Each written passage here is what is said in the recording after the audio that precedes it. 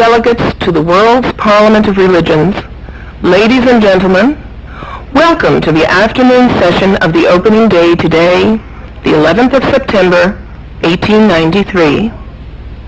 We now introduce you to Swami Vivekananda from India and request him to address us. Swami Vivekananda.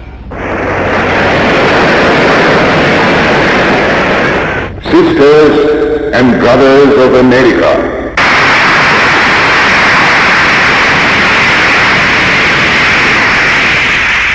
it fills my heart with joy unspeakable to rise in response to the warm and cordial welcome which you have given us. I thank you in the name of the most ancient order of monks in the world. I thank you in the name of the Mother of Religions. And I thank you in the name of the millions and millions of Hindu people of all classes and sects. My thanks also to some of the speakers on this platform who, referring to the delegates from the Orient, have told you that these men from far-off nations may well claim the honor of bearing to different lands the idea of toleration.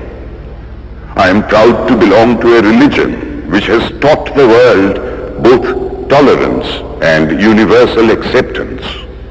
We believe not only in universal toleration, but we accept all religions as true. I am proud to belong to a nation which has sheltered the persecuted and the refugees of all religions and all nations of the earth.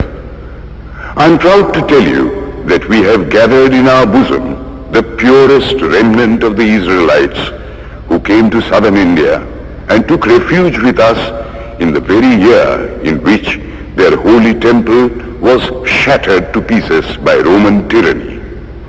I am proud to belong to the religion which has sheltered and is still fostering the remnant of the grand Zoroastrian nation. I will quote to you, brethren, a few lines from a hymn which I remember to have repeated from my earliest boyhood, which is every day repeated by millions of human beings.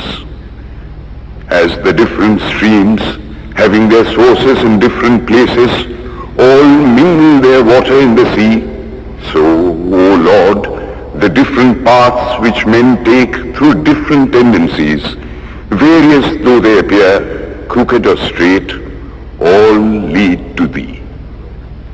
The present convention, which is one of the most august assemblies ever held, is in itself a vindication, a declaration to the world of the wonderful doctrine preached in the Gita. Whosoever comes to me, through whatsoever form, I reach him. All men are struggling through paths which in the end lead to me. Sectarianism, bigotry, and its horrible descendant, fanaticism, have long possessed this beautiful earth. They have filled the earth with violence, drenched it often and often with human blood, destroyed civilization, and sent whole nations to despair. Had it not been for these horrible demons, human society would be far more advanced than it is now. But their time is come, and I fervently hope that the bell that tolled this morning in honor of this convention may be the death knell of all fanaticism, of all persecutions with the sword or with the pen, and of all uncharitable feelings between persons wending their way to the same goal.